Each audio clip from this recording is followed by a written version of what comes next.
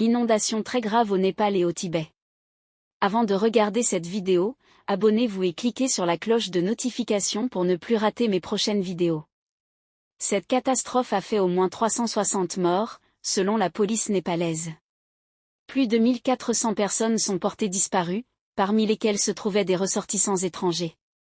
Le ministère fédéral des Affaires étrangères compte au moins 30 Canadiens qui manquent à l'appel. Des débris pendaient aux branches d'arbres et aux câbles électriques, des véhicules étaient ensevelis et certains survivants, encore sous le choc, étaient recouverts de boue. Le village de Soleil, à Niwako, qui comptait environ 25 habitations, a été pratiquement rayé de la carte, selon Nirajan Podial, un journaliste établi à Katmandou. Désespéré d'obtenir des informations, il s'est rendu sur place jeudi pour avoir des nouvelles de sa famille. Je n'ai toujours aucune nouvelle. Je crains qu'il n'y en ait jamais, a souligné M. Podial. Plus de 1400 personnes manquent à l'appel au Népal et au Tibet après les inondations. Cette catastrophe a fait au moins 360 morts, selon la police népalaise. Plus de 1400 personnes sont disparues. Mis à jour le 27 août 2026 à 12h18. Publié le 27 août 2026 à 6h13. Les dégâts sont considérables au lendemain d'un torrent dévastateur qui a balayé le Népal, près de la frontière avec le Tibet. Des opérations de recherche se poursuivent alors que le bilan des victimes s'alourdit. Les équipes de secours poursuivaient leurs recherches le long de la frontière entre le Népal et la Chine, jeudi, après qu'un torrent dévastateur et meurtrier a balayé la région à la suite de l'effondrement d'un glacier, la veille. Des vidéos de la tragédie montraient le torrent engloutissant des personnes alors qu'elles tentaient de s'enfuir, et détruisant des bâtiments et des ponts. Jeudi, des images prises par drone depuis le Népal ont révélé l'ampleur des dégâts. Cette catastrophe a fait au moins 360 morts, selon la police népalaise. Plus de 1400 personnes sont portées disparues, parmi lesquelles se trouvaient des ressortissants étrangers.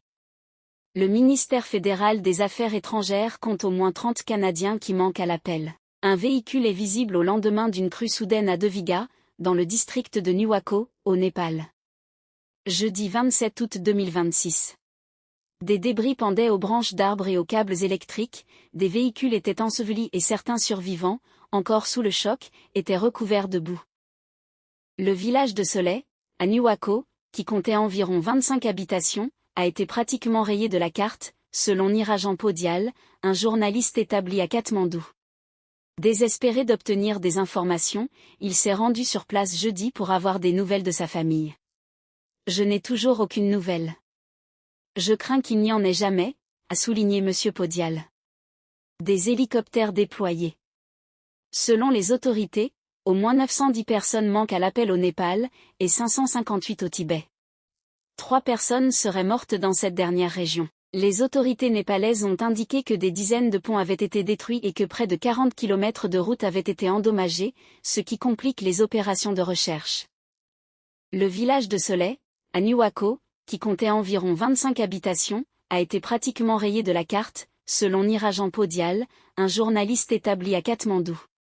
Désespéré d'obtenir des informations, il s'est rendu sur place jeudi pour avoir des nouvelles de sa famille. Je n'ai toujours aucune nouvelle. Je crains qu'il n'y en ait jamais, a souligné M. Podial. Des hélicoptères déployés. Selon les autorités, au moins 910 personnes manquent à l'appel au Népal, et 558 au Tibet.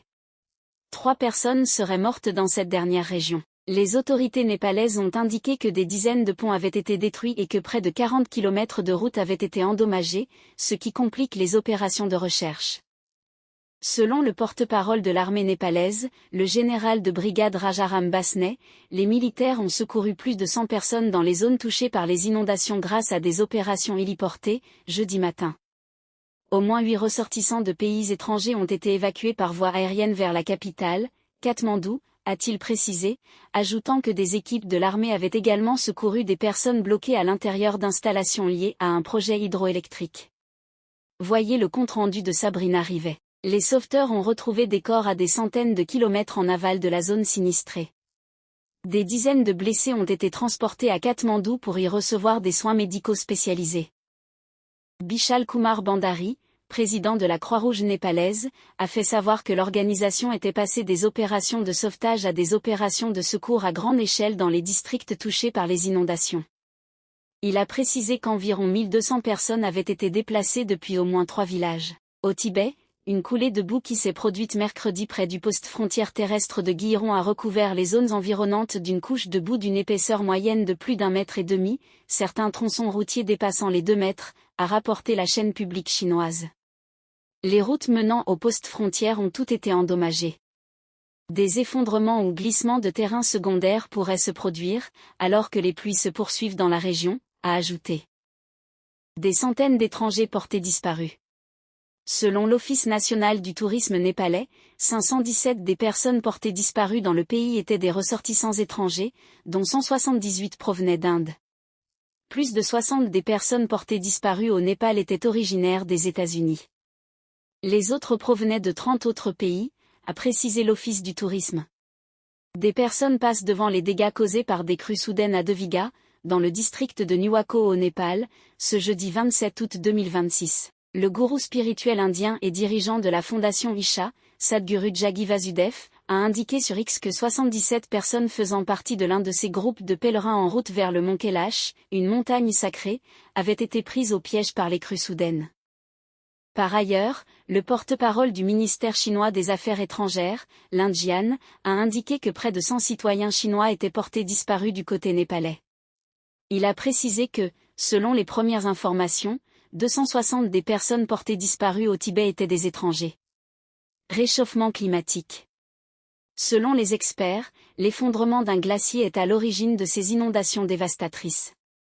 L'Institut d'études géologiques des États-Unis, USGS, a d'abord signalé un séisme de magnitude 4,4, tôt mercredi, à environ 66 km au nord de Katmandou, près de la frontière. L'USGS a par la suite mis à jour son analyse pour indiquer que l'événement sismique qu'il avait mesuré correspondait à un effondrement de glacier de magnitude 5,2, qui avait entraîné un écoulement de débris en aval.